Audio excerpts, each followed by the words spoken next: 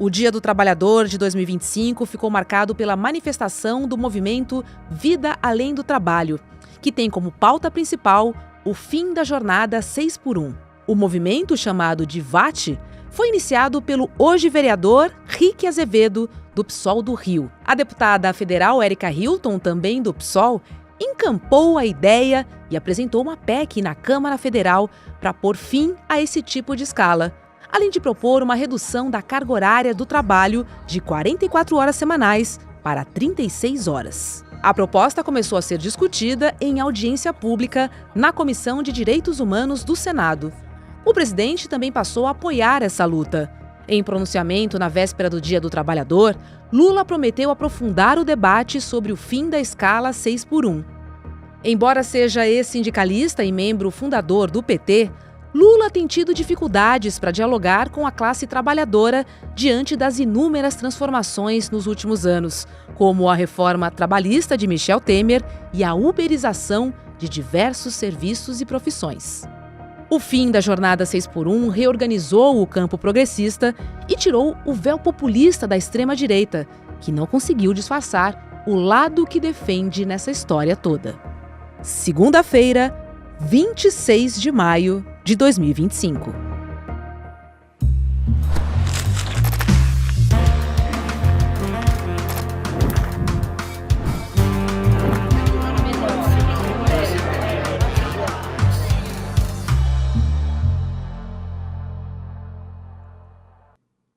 Olá, seja muito bem-vindo, seja bem-vinda. Eu sou a Roberta Garcia e este é o videocast Em Detalhes. Aqui sempre com um convidado ou uma convidada, nós vamos mergulhar e analisar uma temática do nosso dia a dia. Hoje eu converso com a economista Clara Saliba. Oi, Clara, seja muito bem-vinda ao Em Detalhes. Oi, Roberta, muito obrigada pelo convite. É um prazer estar aqui com você hoje. Boa. Clara, vamos lá, porque dados da PNAD contínua de 2024, eles mostram que 14% dos trabalhadores formais ainda cumprem jornadas superiores a 44 horas semanais. E aí eu te pergunto, qual que seria o impacto econômico direto na redução da jornada, especialmente nos setores que ainda operam sob o modelo de 6x1, hein? Os trabalhadores formais que estão hoje em sobrejornada, né, que trabalham mais de 44 horas, são 14%. E se a gente abre para o total da força de trabalho, a gente tem aí 20%, quase 21 milhões de pessoas que trabalham mais do que as 44 horas semanais permitidas por lei. Isso é um número muito grande de pessoas que estão em setores na escala 6x1, mas não só. Existem muitos trabalhadores que fazem outros tipos de escala de trabalho, que também estão trabalhando mais horas do que o permitido por lei, e mesmo aqueles com a jornada dentro da lei estão em jornadas exaustivas e que não se justificam, tendo em vista o nível de tecnologia que a gente tem hoje na maioria das ocupações aí que utilizam dessas escalas.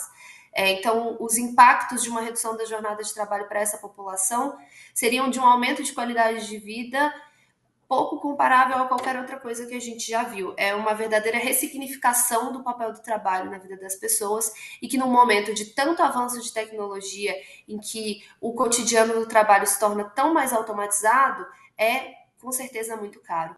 Sim, claro, concordo muito com você que falar de jornada e escala é falar de tempo de vida, ao mesmo tempo falar também, e é necessário que a gente fale sobre a exploração do trabalho.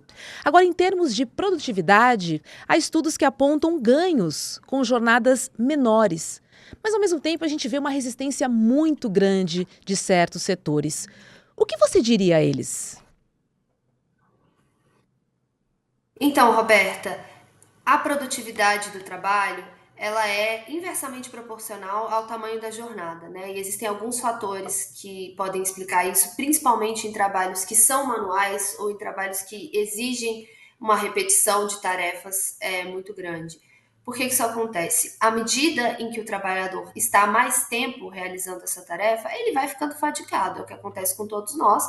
É muito fácil ler um livro por 1 hora, quando você está lendo um livro por 7, 8 horas, você acaba ficando exausto. A mesma coisa vale para jogar futebol, fazer um churrasco, qualquer coisa. Quando a gente pensa nas jornadas de trabalho, hoje o Brasil já quebrou o recorde de afastamentos por saúde mental. Ano passado, 2024, a gente teve um aumento de 68% nos pedidos de afastamento por saúde mental. As pessoas estão doentes de tanto trabalhar. O excesso da jornada de trabalho e cargas muito grandes de trabalho também aumentam o número de acidentes de trabalho, principalmente em trabalhos que envolvem a utilização de equipamentos e de máquinas, como, por exemplo, em indústrias. As pessoas elas vão se fadigando e isso aumenta a possibilidade de acidentes, o que acaba sendo contraprodutivo, na verdade. Um trabalhador muito cansado, que vai precisar se afastar por doença com muita frequência, que vai ter mais problemas de saúde mental, mas que também vai ficar mais resfriado, também vai estar mais sujeito a qualquer tipo de doença por conta de baixa imunidade, advinda do cansaço. Você tem pessoas mais propensas a cometer deslizes que podem gerar acidentes de trabalho. Então, também do ponto de vista da saúde e segurança do trabalhador, essa pauta é muito importante. Por exemplo, no setor de telemarketing, hoje em dia, a gente já tem uma regulação que impede que os trabalhadores façam jornadas de mais de 6 horas, justamente por causa do uso do fone, né? Que pode causar danos auditivos permanentes quando a gente pensa em jornadas muito longas. No que diz respeito aos empregadores, às indústrias que ainda apresentam alguma resistência sobre isso, eu acho que é importante esclarecer para essas pessoas que quando a gente tem uma jornada menor, a gente tem um trabalhador mais produtivo. O trabalhador mais produtivo é um trabalhador mais feliz. E talvez soe contra-intuitivo para algumas pessoas, mas um trabalhador mais feliz é um trabalhador que vai performar muito melhor dentro do seu trabalho, que vai executar melhor suas tarefas, que vai reduzir a taxa de rotatividade dessas empresas. Então, por exemplo, nos dados do CAGED do ano passado, os desligamentos a pedido mais frequentes, ou seja, os setores com mais número de pedidos de demissão, são justamente aqueles em que se pratica a escala 6x1. Né? A gente tem os vendedores, os repositores de mercadoria, os operadores de caixa, são todas ocupações, os balconistas, são ocupações que estão conectadas aí com escalas de trabalho muito intensas. Então, acaba que para o empregador também é muito benéfico ter um trabalhador mais feliz, mais descansado, que acaba sendo mais produtivo. Como é que a economia absorveria a demanda por mais contratações, caso essa proposta avance, sem prejuízo para as ofertas, principalmente dos serviços, hein? Bom, a redação da PEC atualmente prevê um período de 360 dias ou um ano para a adaptação das empresas, das agências, das empresas, à nova forma de contratação. Né? Então, a gente teria aí um período de um ano para que essas acomodações fossem feitas sem gerar grandes choques no mercado de trabalho. A gente tem hoje uma população grande que não trabalha no Brasil. Apesar da nossa taxa de desemprego estar baixa, a gente está numa baixa histórica da taxa de desemprego, né, comparável de 10 anos atrás, as baixas de 2013, 2014, a gente precisa entender que tem uma parte da população que não é contabilizada na taxa de desemprego porque desistiu de procurar emprego, entende? São pessoas que estão fora da população ocupada, que gostariam de trabalhar, mas que por diversos motivos não conseguem hoje com a oferta de trabalho que a gente tem. Então, a minha avaliação, e a avaliação que a gente discute no Transforma, né, o think tank que eu atuo como coordenadora, é de que o mercado de trabalho brasileiro tem a mão de obra necessária para aumentar a quantidade de turnos e inserir as pessoas no mercado de trabalho sem causar choques muito grandes de oferta na mão de obra. Né? Em outras palavras, por exemplo, cerca de 30% das mulheres que não trabalham hoje, ou seja, que não procuram emprego, que estão fora da força de trabalho, afirmam que fazem isso porque precisam cuidar de afazeres domésticos, ou de crianças, ou de idosos, ou de outros familiares. Quando a gente tem uma jornada menor, a gente possibilita que essas mulheres, que às vezes não têm tempo de cumprir uma jornada de 8 horas por causa de uma sobrecarga de trabalho de cuidado, possam entrar na força de trabalho, possam procurar esses empregos que aí às vezes casa com o horário de uma creche, por exemplo. Então a gente tem uma série de pessoas que gostariam de trabalhar, que hoje não procuram emprego e que pode ser absorvida com essa mudança. E olha, desde a reforma trabalhista em 2017, eu quero falar um pouquinho sobre o número dos sindicatos, tá? Ele caiu em mais de 30%, isso segundo o IPEA. Você acha que o fato do sindicato não ser tão forte como ele já foi está diretamente relacionado à capacidade de mobilização dos trabalhadores, né? Com certeza, Roberta, o fato de os sindicatos terem tomado, terem sido acertados em cheio, né, pela reforma trabalhista, tem a ver com essa mobilização relativamente baixa de trabalhadores por essa pauta. Desde a reforma trabalhista, a gente tem números um pouco mais baixos dentro dos sindicatos e a gente tem tido alguns problemas de mobilização na força sindical.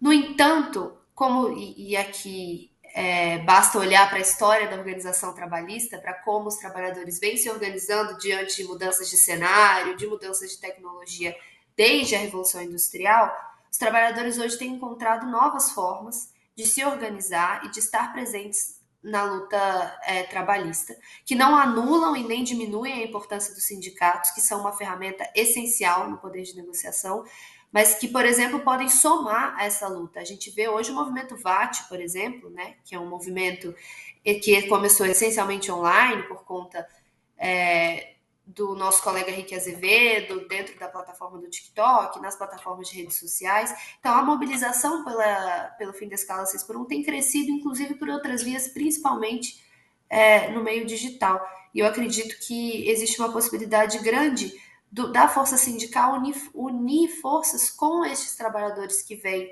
pelas plataformas digitais, com esses trabalhadores que vêm por outras frentes na organização trabalhista. É interessante pensar que a reforma trabalhista teve como consequência, sim, a redução do papel dos sindicatos, mas ela não foi capaz de desarticular completamente os sindicatos. Eles continuam muito atuantes, eles continuam tendo papel essencial na melhoria da qualidade de vida do trabalho. Por exemplo, hoje a gente tem muitas empresas que fazem as 4 horas previstas na Constituição, mas que as dividem em 5 dias por semana, né? Como que isso acontece? Via acordo coletivo realizado com o sindicato. Então, nos nossos estudos no Transforma e também no CESIT, o Centro de Estudos Sindicais de Economia do Trabalho aqui da Unicamp, a gente fez uma série de entrevistas com líderes sindicais sobre essa pauta da 6 por 1 e percebeu que, na falta de uma legislação que regule essa jornada de trabalho, os movimentos sindicais têm tido um papel muito importante em garantir que não se trabalhe aos sábados, em diluir essa jornada de um jeito que seja mais benéfica para o trabalhador. Você pensa que é possível a gente imaginar novos modelos de representação laboral mais flexíveis?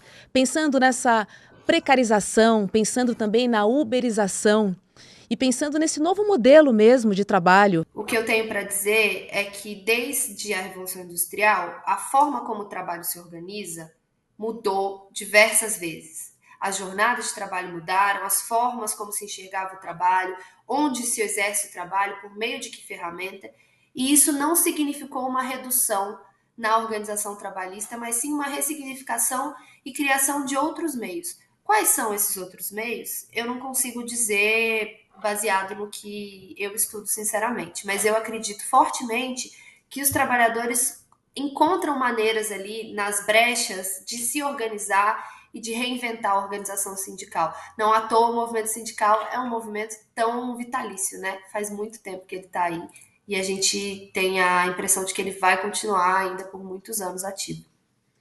Qual a sua opinião sobre a PEC? Você vê chances reais dela avançar, principalmente agora com o suporte do governo federal?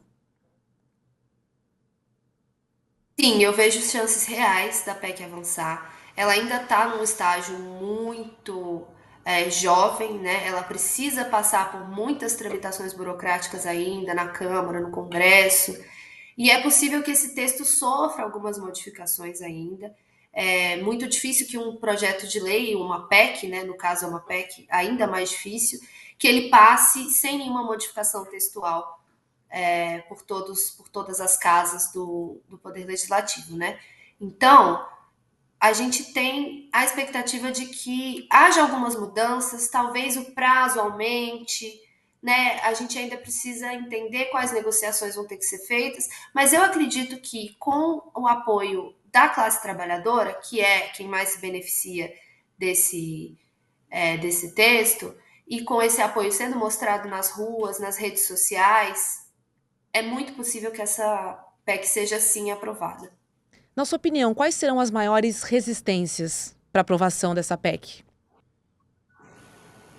Eu acho que, em primeiro lugar, o setor do patronato como um todo, como você mesma já destacou, Roberta, existe alguma resistência que vem principalmente dessa preocupação com o aumento de custos ou do medo de redução da produtividade. Mas eu acho que tudo isso pode ser conversado, e aí o movimento sindical tem um papel muito importante nisso, assim como os nossos representantes políticos, né, tanto no legislativo quanto no executivo, tem esse papel de entender com essa classe que o que está sendo feito nada do que pedir o justo.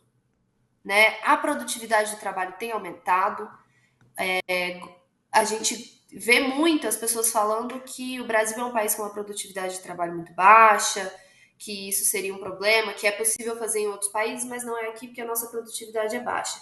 Mas eu acho que é um pouco falacioso trazer esse argumento, porque o que se usa para comparar a produtividade brasileira nesses casos são países do norte global, países desenvolvidos que têm uma história e uma estrutura produtiva muito mais antiga e que se beneficiou muito, inclusive, da nossa colonização no Brasil, né? Agora, quando a gente olha para países de história parecida com o Brasil, por exemplo, na América Latina, a média da produtividade na América Latina do trabalhador tem caído nos últimos anos e o Brasil é um dos únicos países em que essa produtividade aumenta. Então, nós somos um líder regional em produtividade do trabalho. Portanto, se a gente faz as comparações devidas, considerando países que têm a mesma história, que são potenciais competidores, por exemplo, no mercado internacional, o que a gente vê é que o Brasil é um líder regional em produtividade de trabalho. Por que não ser um líder regional também em qualidade de vida para o trabalhador, em uma redução da jornada de trabalho que vá igualar um pouco mais os avanços que já foram obtidos pelo aumento da produtividade? Queria fazer umas continhas com você, aproveitar que você é economista, para entender a questão de impostos e custo para o empregador, na verdade, né?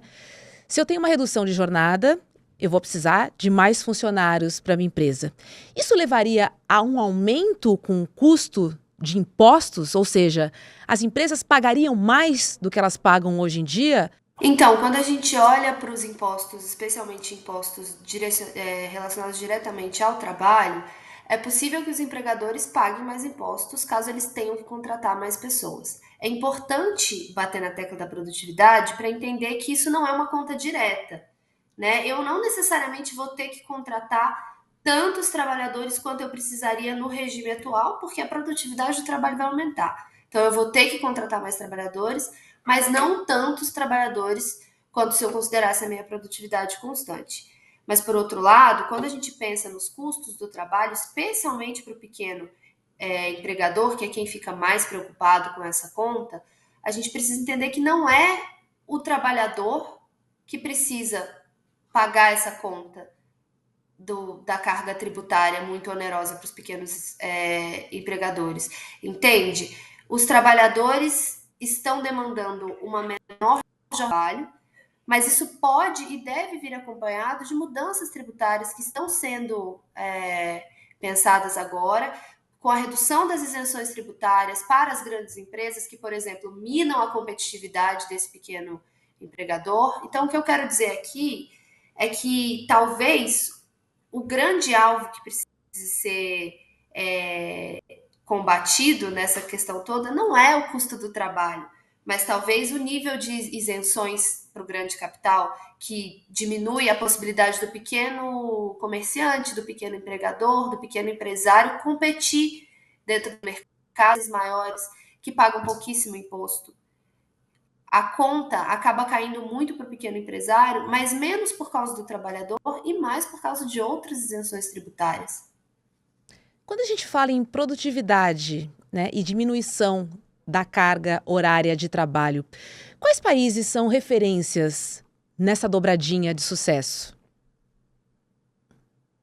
A gente tem, principalmente nos países da OCDE, um grande número de países que têm reduzido a jornada de trabalho e têm apresentado ganhos muito significativos de produtividade. O Brasil tem a oportunidade de ser um dos primeiros países em desenvolvimento do Sul Global a implementar essa diferença de jornada, né? E quando a gente pensa, por exemplo, na França, hoje em dia a jornada de trabalho da França é de 35 horas. E os franceses têm 35 dias úteis. Tem 35 dias úteis de férias. Olha isso. A gente pensa, por Uhum. exemplo, Canadá, Alemanha, são países que têm jornadas bem menores, que têm folgas remuneradas bastante justas e que são referência em qualidade de vida para o trabalhador. Né? O Brasil tem a oportunidade hoje de ser um líder na América Latina em propor esse tipo de mudança. A gente tem hoje o México, por exemplo, que é um país que tem uma jornada de trabalho muito elevada, com a presidenta assumindo, falando que uma das suas pautas é reduzir a jornada de trabalho, é diminuir o tempo que os trabalhadores mexicanos ficam nas empresas.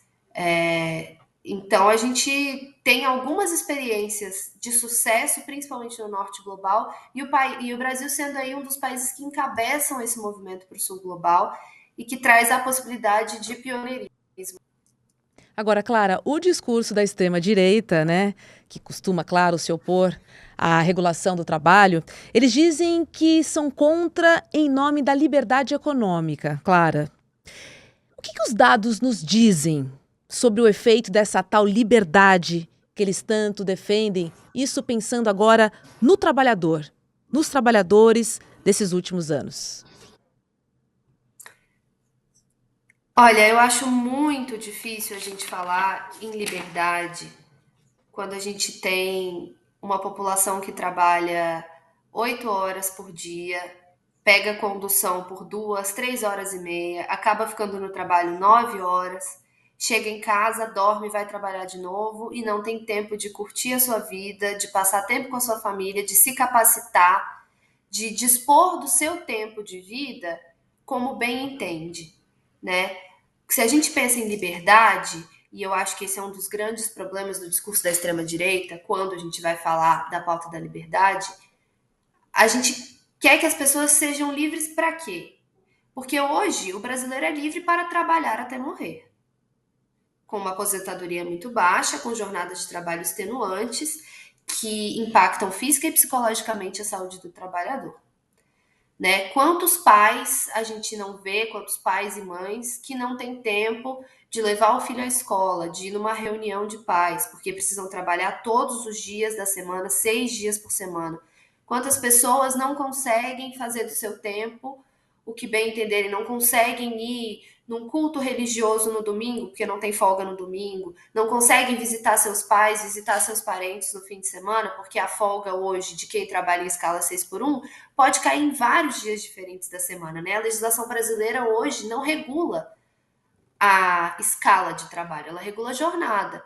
Mas tudo que se tem hoje é que uma vez por mês você precisa folgar no domingo.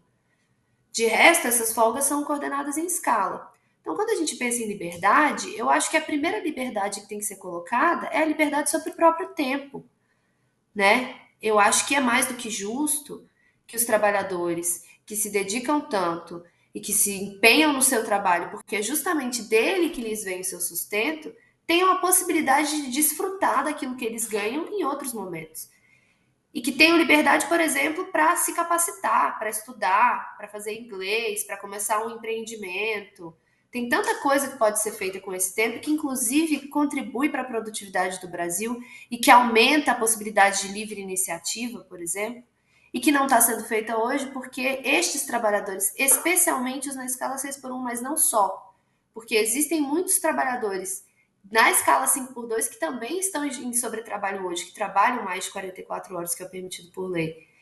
Mas para que esses trabalhadores possam utilizar de suas vidas com mais liberdade do que simplesmente aquela para ir até o mercado vender sua força de trabalho, né? Queria falar um pouquinho dos trabalhadores autônomos, né? Hoje temos muitos que são MEIs, pessoas que trabalham em plataformas digitais, né? Trabalhadores que atuam como funcionários, de fato, de si mesmos. Posso trazer o caso do Uber, mas posso falar de entregadores. Existem muitos setores de serviços, principalmente, que são autônomos, né? E aí eu fico pensando, de que maneira essa PEC poderia abarcar esses profissionais para que eles não fiquem à margem desses direitos conquistados em... Estou falando de folga, posso falar de férias, mas principalmente agora sobre essa jornada 6x1, na redução da jornada de trabalho. Então, Roberta, essa é uma excelente pergunta, porque ela leva a gente para um fenômeno muito interessante que acontece no mercado de trabalho, que é o seguinte: o mercado de trabalho é um só.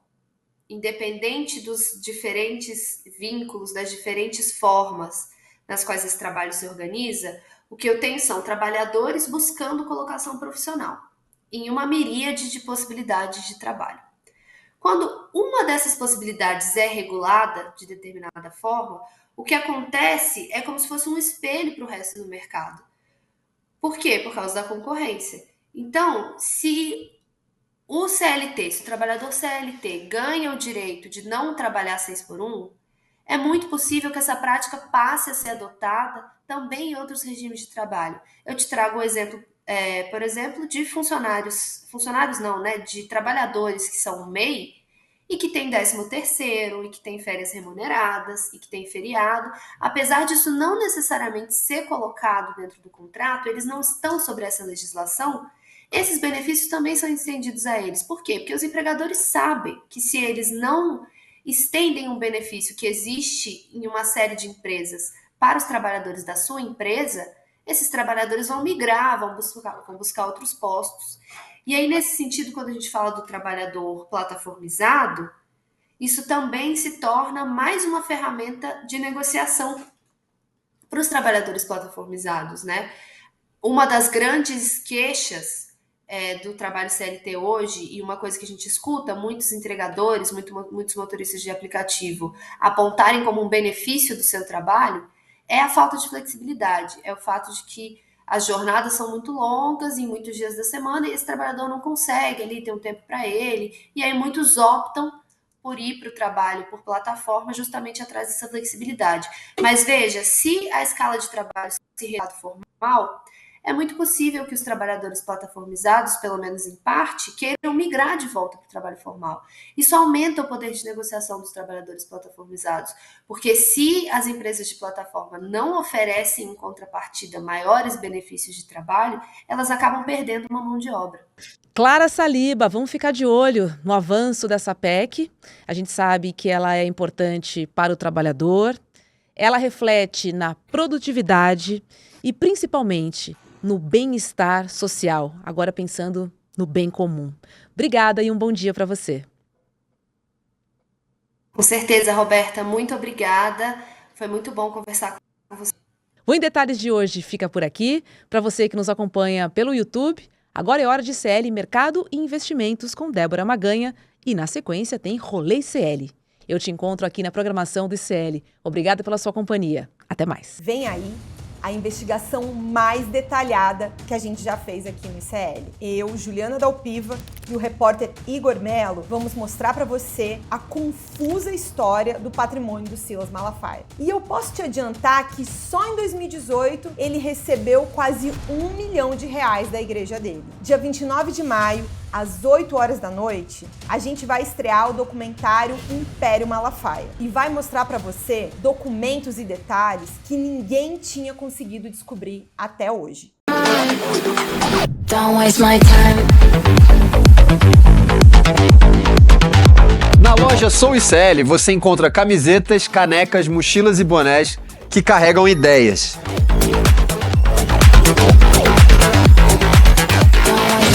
Produtos com propósito para quem acredita em justiça, consciência e transformação. Vista, use, leve a luta com você. Acesse souicl.com.br e escolha o que representa você. ICL, souicl.com.br, tá tudo lá.